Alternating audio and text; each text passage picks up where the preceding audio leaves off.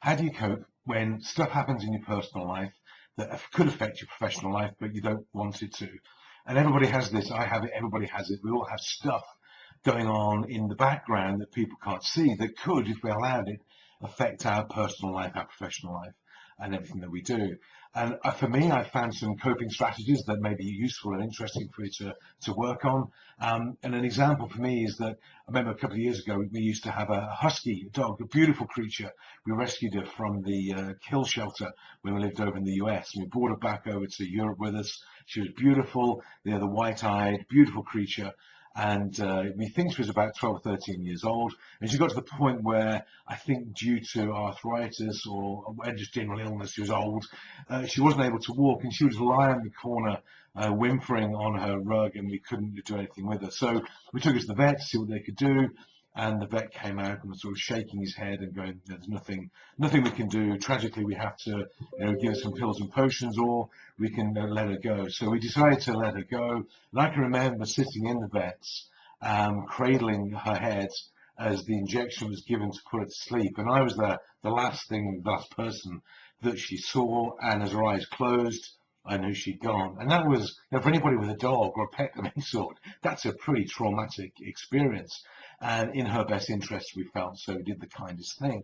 However, within an hour and a half, I had to be attending a sales meeting and delivering a presentation in the evening, and I had to be, bright and bubbly and engaging and happy and all this sort of thing.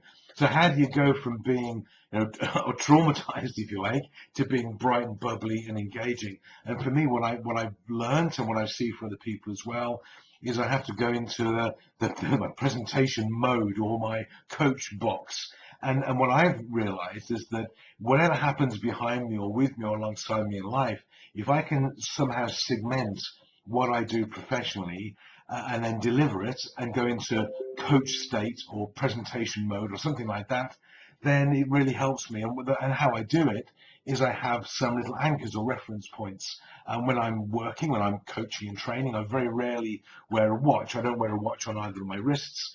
But if I need to go into state or go into mode, when I did that presentation, for example, in the evening after Sky was with the vets, what I did, I got myself into mindset mode, and I put a watch, a heavy, chunky watch, on my right wrist, and it became like an anchor, a reference point, and it allowed the Dave Holland that I needed to show up on the evening. It enabled me to wheel him out, and he did a great job. And it almost wasn't me; it was this alter ego, this other person that I sort of carry around with me. So when stuff happens in your life or your background or your family or whatever it is, which happens to all of us, we're all dealing with stuff, but we don't want to allow it to affect what we do professionally or when we're on stage or with clients or with our teams. It's really important to find a way of bringing out that person is there and enabling them to do their job, even while you're almost observing yourself do it. And it was almost being on autopilot. And I've done it a few times. When something happens or you get a bit of bad news before you go on stage or with a client, how do you get yourself into state? How do you get yourself into being the best person you can be, even though you're not feeling great? So look at some anchors, some reference points, some ideas of how do you allow the best person, the best version of yourself that is there, enable them to be revealed on stage and to other people. But the trick is not to let the other stuff encroach on what you do. Nobody wants a sad and depressed and miserable coach on stage. I assure you. It's nothing to do with the audience, what happened to me or to Sky that day. They weren't really interested, and I get that.